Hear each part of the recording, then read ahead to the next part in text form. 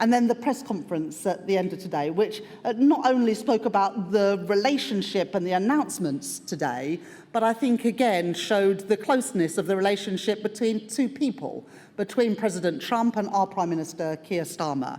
And you said, Secretary Lutnick, that the President wanted the first deal to be with the UK, and we wanted to be the country that got that first deal, because it signifies our special relationship, but also because we knew that we had so much to gain from that. And we were absolutely right. We were absolutely right because of the trade deal that we secured, and we were absolutely right because that investment that we secured and announced today would not have been possible without that trade deal. Because what that trade deal says is that Britain is the best place in the world outside of the United States to put investment. Because from the UK, you can now export at a preferential rate to the US, and you can export around the world. And that is so important for us because companies need places to invest. They need to be able to diversify. And Britain is now clearly and demonstrably the best place outside the US to invest and put your business.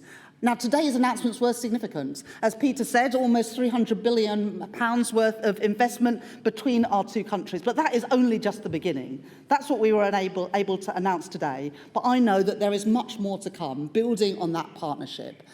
And let me just say something about why I think it is so important, both for both our nations, but also given the geopolitics that we face today. First of all, what do all these announcements mean? And I was thinking about my constituents in Leeds West and Pudsey and Peter's down in Hove. What does this mean to them? Because £300 billion, life sciences, financial services, defence, what does that actually mean? Well, it means more good jobs paying decent wages. The investments that we announced today will mean 7,500 additional jobs in the UK, but not just any old jobs. These jobs are at the cutting edge of science and technology.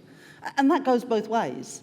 The GSK investment, the Centrica investment, other investments that we announced going to the United States means more good jobs in the US, in some of the places that I know, Howard, that you care hugely about, some of those places that have been left behind and forgotten for too long. And that's the same in our country as well. And that's why we were so pleased, as Peter says, that those investments weren't just in London and the South East, but they were in Belfast and in Edinburgh, in Teesside, in the North East, and parts of our country that desperately need investment. And I know that's the same too, and that's something that you and the President care hugely about. So it means good jobs paying decent wages.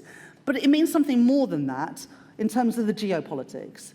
Because, as you said, and you put it very eloquently, Howard, if America wasn't there in the world, what would the world look like today? If you were not the global superpower and it was another nation instead, would we sleep more easily in our beds tonight or not? And I think we all know the answer to that.